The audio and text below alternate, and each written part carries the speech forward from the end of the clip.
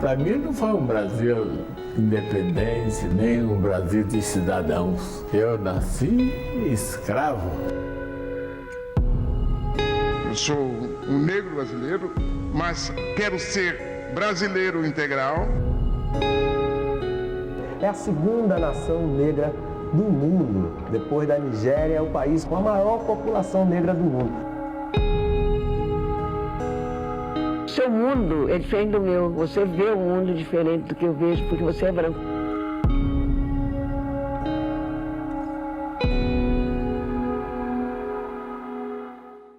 Nosso convidado se dedica há anos a investigar documentos e tentar entender processos históricos no Brasil e no mundo. O resultado são livros que nos mostram um passado muito diferente do que o que conhecemos por livros didáticos, filmes e novelas de época. O escritor e jornalista Laurentino Gomes escreveu uma trilogia sobre a escravidão e a gente vai conversar com ele porque saber mais sobre essa tragédia humanitária e suas consequências é fundamental para entendermos que Brasil é este, com 200 anos de independência. A história que vou lhes contar se trata de cultura preta popular. Era uma vez uma princesa chamada Isabel que libertou os pretos escravizados porque queria ir para o céu. Se pelo menos eu soubesse meu verdadeiro sobrenome, meu país, minha terra. Ah, se eu soubesse, já era. Foram 5 milhões. 5 milhões de nós trazidos à força. Inferiorizaram nossa cor. Jogaram nossa cultura e nossa identidade na forca. Bem-vindo ao Brasil. Bem-vindo à cidade maravilhosa. Laurentino, muito obrigada por estar conversando com a gente. Eu que agradeço, obrigado. Depois dessa experiência, você disse que a escravidão é o tema mais importante para a história do Brasil. Por quê? Porque eu diria que a escravidão foi o principal elemento formador da identidade nacional brasileira. Ou seja, de todos os elementos, geografia e culturas e circunstâncias, nada foi tão definidor no passado, no presente e vai ser também no futuro quanto as nossas raízes africanas e a maneira como nós nos relacionamos com ela. O Brasil foi o maior território escravista da América, importou sozinho quase 5 milhões de homens e mulheres escravizados. Isso dá cerca de 40% do total de 12,5 milhões de africanos que embarcaram em 37 mil viagens de navios negreiros no Atlântico ao longo de 350 anos. Mas foi também o país que mais tempo demorou para acabar com o tráfico negreiro, com a Lei Eusébio de Queiroz de 1850, e com a própria escravidão, com a Lei Áurea de 13 de maio de 1888. Mas aí tem um problema, que é a escravidão formal aconteceu. O Brasil deixou de comprar e vender gente como mercadoria, mas abandonou, esqueceu a sua população afrodescendente, que nunca teve as oportunidades que deveriam ter, que merecem, como seres humanos, como participantes ativos e cidadãos da sociedade brasileira. E nós pagamos um preço altíssimo hoje. Quando nós falamos de desigualdade social no Brasil, basicamente nós estamos falando de herança da escravidão, porque pobreza no Brasil é sinônimo de negritude. Quanto mais negra uma pessoa, mais pobre ela é. E não só isso, tem um problema que é o comportamento do Brasil. Eu diria que nós mantemos ainda relações escravistas entre nós. Você anda pelas metrópoles brasileiras e você vê pessoas negras, afrodescendentes, puxando carroça, com lixo em cima, como acontecia no século XVII, no século XVIII, condições indignas de trabalho. E também um país racista, um país preconceituoso, que finge que seria uma democracia racial, quando na verdade o Brasil é um país racista e nós temos que assumir isso. Eu queria voltar para José Bonifácio, porque o patriarca da independência ele era contra a escravidão, ele defendia educação para negros, ele defendia a reforma agrária, mas ele não sai muito bem do seu terceiro livro, né? Porque você mostra que ele na verdade era racista, e muito. O José Bonifácio, realmente, ele quando olhou o Brasil de 1821, 22, ele chegou à conclusão que esse nunca seria um país digno, um país decente, com a imensa maioria da população escravizada, ou pobre, ou analfabeta. Então ele fez um projeto que seria apresentado à Assembleia Constituinte de 1823, só que aí o Dom Pedro I dissolveu a Constituinte e outorgou uma Constituição sozinho, Mas o José Bonifácio ia apresentar um projeto em que ele previa o fim do tráfico negreiro como o primeiro passo para a abolição gradual da escravidão, mas não exatamente em benefício dos descendentes de africanos, porque ele achava que o Brasil estava negro demais. Então ele é, de fato, um precursor do que a gente poderia chamar de abolicionismo, mas ele é também um precursor de um projeto muito importante no Brasil do século XIX, que é o branqueamento da população. A ideia de que o sangue negro tinha corrompido a índole brasileira, tinha nos tornado pior do que nós poderíamos ser. Então o José Bonifácio, no fundo, ele diz o seguinte: chegam ao Rio de Janeiro, todos os anos, 30 mil homens e mulheres negros africanos. Nós temos que estancar isso imediatamente, senão o Brasil vai ficar negro demais. Então é uma contradição, né? Mas de fato ele queria acabar com a escravidão. Mas não exatamente como uma obra assim, de incluir todos os brasileiros como cidadãos com os mesmos direitos e deveres. Mas para possibilitar que no futuro o Brasil se tornasse branco e, portanto, europeu. Laurentino, o que o José Bonifácio falava lá em 1822, né, sobre a corrupção, a imoralidade, os vícios que ele via na raça negra, a gente ainda vê semanalmente vídeos viralizando nas redes sociais com discursos muito semelhantes. Como é que isso é possível 200 anos depois? A escravidão, ela não foi apenas um empreendimento econômico, mercantilista. Ela foi também uma forma de organizar a sociedade brasileira num sistema de castas, que permitiu e permite ainda hoje que uma minoria explore o trabalho da outra, tenha privilégios, tenha acesso aos recursos do Estado, tenha poder, em detrimento do restante do Brasil. E no caso da escravidão, havia uma ideologia escravista, nascida de bulas papais, de tratados filosóficos da época, que defendiam que os africanos eram inferiores, eram selvagens, eram bárbaros, praticantes de religiões demoníacas e que, portanto, eram candidatos naturais à escravização. Essa ideologia, ela se converteu hoje numa consequência que é a ideologia racista. Essa ideia de que o Brasil tem seres humanos de segunda classe, que são ou indígenas, ou sertanejos nordestinos, que são alvos de grande preconceito, ribeirinhos, pessoas sem terra, pessoas pobres e principalmente pessoas afrodescendentes. E existe um Brasil do século XVIII que está aí vivo e que se manifesta. Ele é assustador porque ele se manifesta em discursos de campanha, em campanha política, em discurso na televisão, usando a mesma linguagem escravista que os senhores escravos usavam no século XVIII. Por isso que a escravidão não é assunto de história do Brasil, de livros apenas. É uma realidade concreta. É uma realidade concreta. Existe um Brasil que pensa como o Brasil do século XVIII. Como tem também um Brasil que, felizmente, mais jovem, um Brasil muito transformador, que sonha, tem sonhos grandes quanto os nossos abolicionistas tinham na segunda metade do século XIX. Pessoa antes de mulata. Se eu não tivesse que falar na lata, se eu não tivesse que gritar, ainda ia ter graça me ver sangrar? E se eu quisesse me vingar? Vocês acham que nós não lembrava do estupro da escrava? Que vocês ainda comemoração porque o resultado? A linda miscigenação. Laurentino, você diz também que a independência, nascimento e construção do Estado Nacional Brasileiro, organização das leis e instituições, tudo foi feito sob o aspecto sombrio da escravidão. Que instituições trazem essa marca? Todas as leis do Estado brasileiro e as suas instituições foram feitas para preservar a manutenção do regime escravista. O Estado brasileiro foi cúmplice. Então é muito interessante, por exemplo, que em razão do Tratado de Reconhecimento da Independência do Brasil pela Inglaterra, entre 1825 e 1826, a Inglaterra era uma potência abolicionista, o Brasil concordou em fazer uma lei em 1831, aprovada pelo parlamento, que acabou com o tráfico negreiro.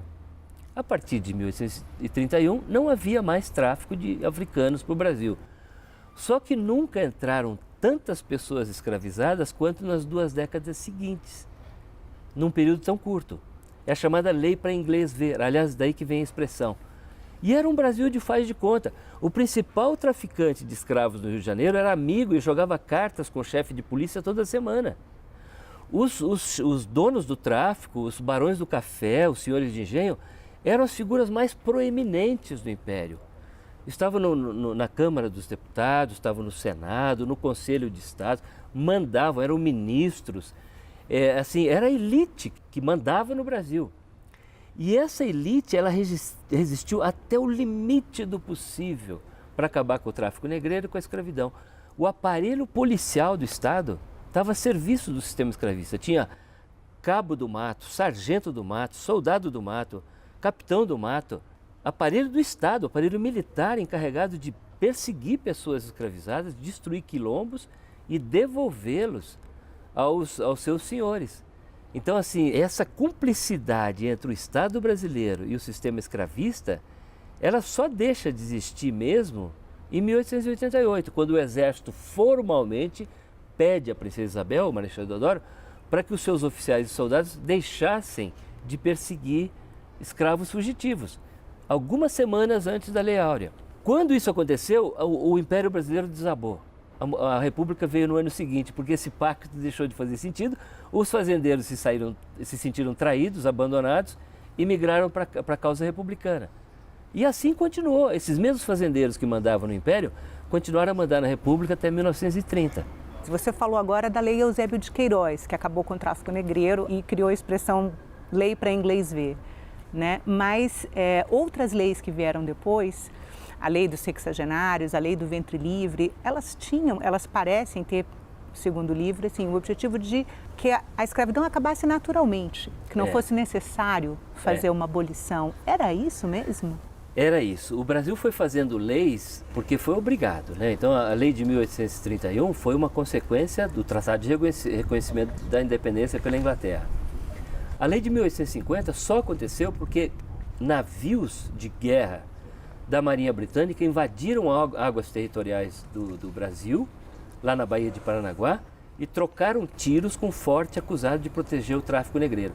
E aí isso foi uma humilhação, especialmente para o imperador Pedro II, e o Brasil, forçado por uma pressão internacional, fez a Lei Eusébio de Queiroz.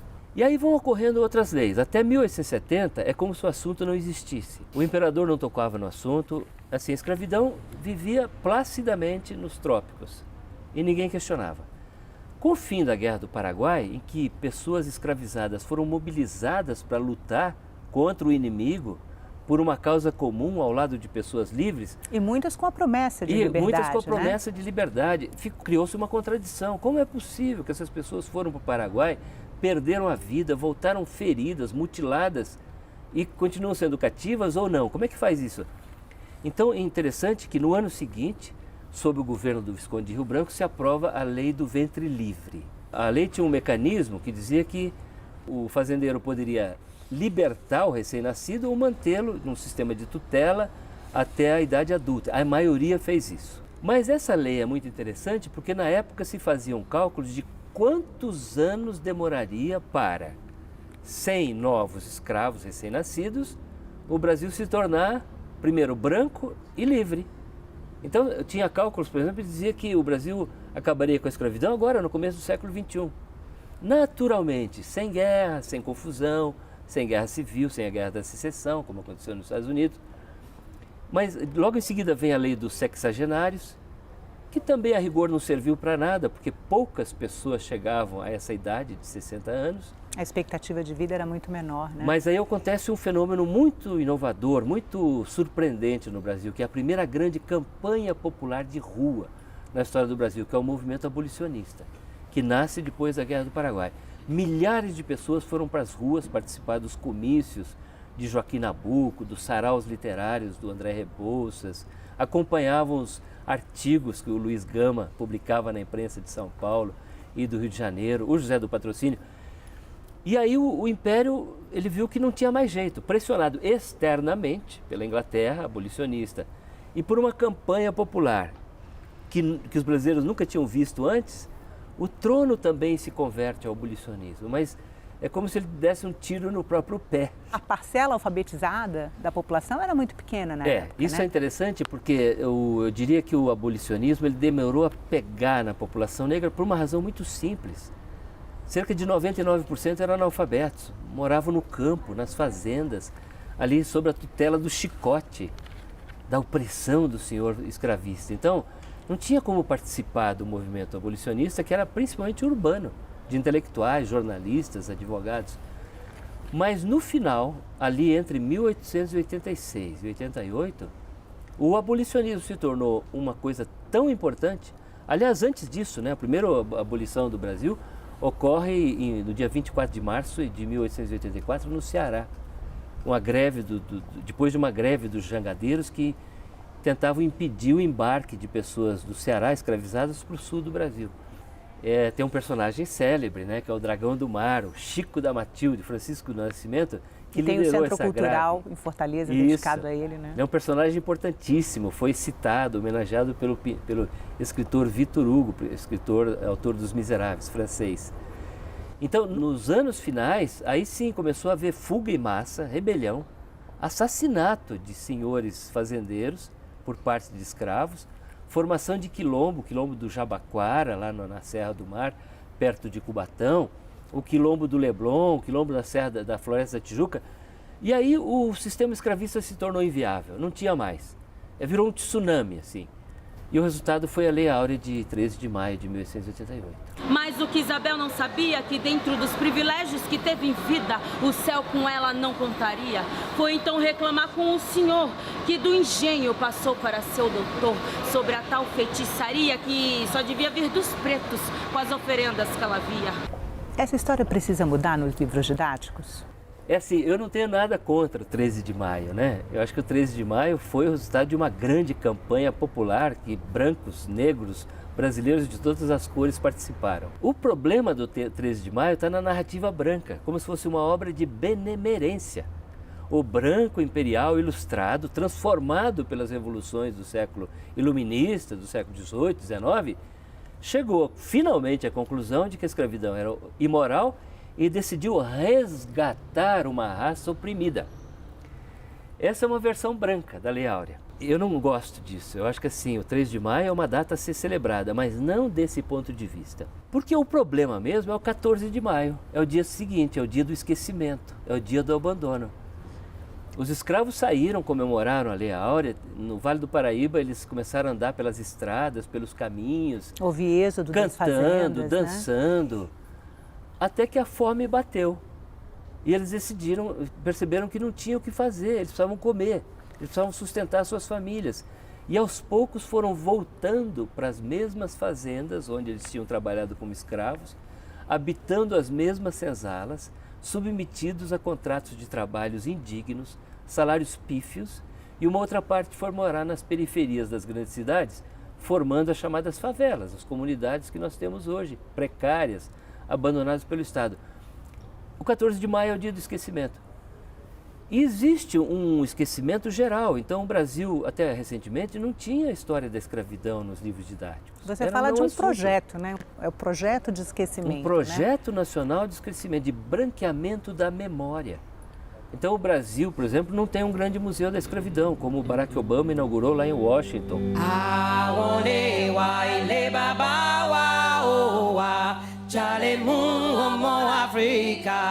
É o Museu da Cultura e da História Afro-Americana, lá no centro da capital americana. Eu acho que nós deveríamos ter no centro da esplanada dos ministérios um Museu da Escravidão e da Cultura Afro-Brasileira, mas não tem.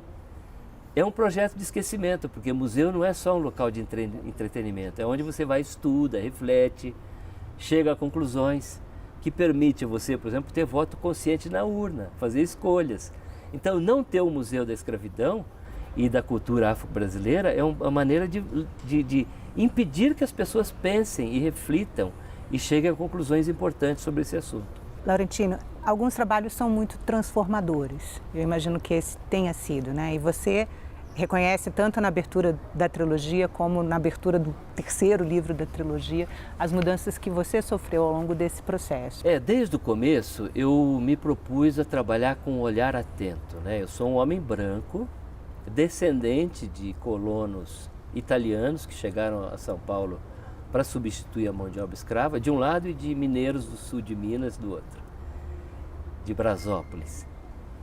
E eu nunca sofri as dores, né, de um homem negro no Brasil. Nunca fui vítima de racismo, nunca levei uma geral da polícia pelo fato de ter a cor da pele escura. Mas eu tentei chegar perto dessa dor. Então eu me propus a escrever e a pesquisar com um olhar atento, o que significa prestar muita atenção ao que o outro está dizendo. Então isso foi me fazendo a chegar a algumas conclusões óbvias. Primeiro, que esse genocídio existe de fato. Embora ele não tivesse o propósito declarado de exterminar pessoas, como os nazistas fizeram com os judeus e os ciganos na Segunda Guerra Mundial, o resultado foi de genocídio. Milhões de pessoas morreram na travessia do Oceano Atlântico.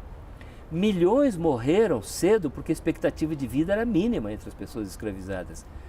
E muitos ainda hoje não conseguem se perpetuar e ter um futuro digno no Brasil porque o Brasil recusa oportunidades. Moradia, saúde, educação, segurança. Essa negação de futuro para a África brasileira é uma forma de genocídio. Como é também o genocídio prático que ocorre todos os dias. Jovens negros que são baleados, mortos pela polícia ou no confronto com o crime organizado. Né? A maior população carcerária que está lá presa e imobilizada é de pessoas negras ou afrodescendentes. Então eu cheguei à conclusão que tem um genocídio concreto, de eliminação da África brasileira, e um genocídio simbólico, que é o apagamento da sua memória. Você diz que esses 4 séculos ainda estão pendentes de reconciliação, mas você acha que essa reconciliação é possível? Eu acho que sim. Eu tenho defendido assim que o perdão é o primeiro passo para a reconciliação. Então, eu tenho defendido que empresas, instituições como a igreja, a imprensa que publicava anúncios e ganhava dinheiro com anúncios de fuga de escravos e venda de escravos, as empresas deveriam pedir desculpas. O perdão não faz mal a ninguém. O perdão é o primeiro passo para a reconciliação. Mas não basta só isso. É preciso que o perdão e a reconciliação tenham consequências. Porque os nossos abolicionistas do século XIX, eles defendiam uma segunda abolição que nunca houve, que é o dia seguinte, o dia do esquecimento. Essa segunda abolição continua a nos desafiar hoje. Porque o Brasil nunca vai ser um país rico, digno, um país inovador na ciência, na tecnologia, na informação, enquanto a imensa maioria da sua população continuar abandonada. Enquanto os jovens negros, afrodescendentes, não tiverem a condição de se realizarem plenamente nas suas vocações e nos seus talentos. Eu olho, às vezes, nas ruas e vejo essas pessoas em situação precária e me pergunto: quantos professores, quantos jornalistas, quantos escritores, quantos deputados, senadores, ministros, pilotos de avião, dentistas, maestros, compositores estão ali e que nunca vão se revelar porque o Brasil não oferece possibilidade para que essas pessoas comecem dignamente na vida. Isso a gente chamaria também de formação de capital humano. Aí está a riqueza das nações. Então, o que no passado o Brasil considerava como o problema do negro a ser descartado para que o Brasil ficasse branco, eu digo que é um ativo, é um patrimônio que está aí sendo desprezado e que nós deveríamos valorizar. Então, essa reconciliação, ela não se resume a um pagamento contábil de uma dívida do passado. Quanto é que eu te devo? Está aqui. Não me encha mais a paciência porque eu já paguei a minha dívida. É um investimento no futuro. Então, a segunda abolição, ela é sinônimo de combate da pobreza, da desigualdade social. Essa segunda abolição pode ser um grande projeto nacional no momento, que deveria nos estimular todos. Nós deveríamos sonhar com ela, independente da cor da pele. E deveria ser um desejo não só de pessoas negras, mas também de pessoas brancas, porque isso vai nos fazer um país melhor do que nós somos hoje. Laurentino, muito obrigada pela entrevista. Eu que agradeço. Num vasto horizonte, eu vejo resquícios de um passado que não se esconde. Eu olho para os prédios do Leblon e vejo os herdeiros da Casa Grande. Eu olho para o Vidigal e vejo os herdeiros da Senzala, mas que com muita resistência carregaram sempre a sua espada.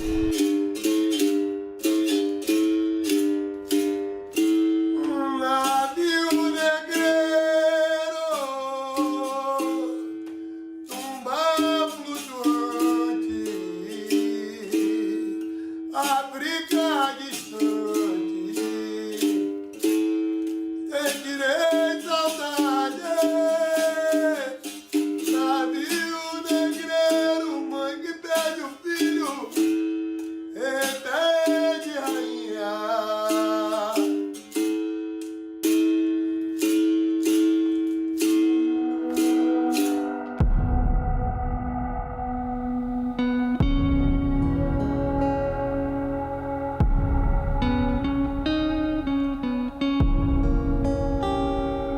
escravidão acabou? Quem te enganou na resposta?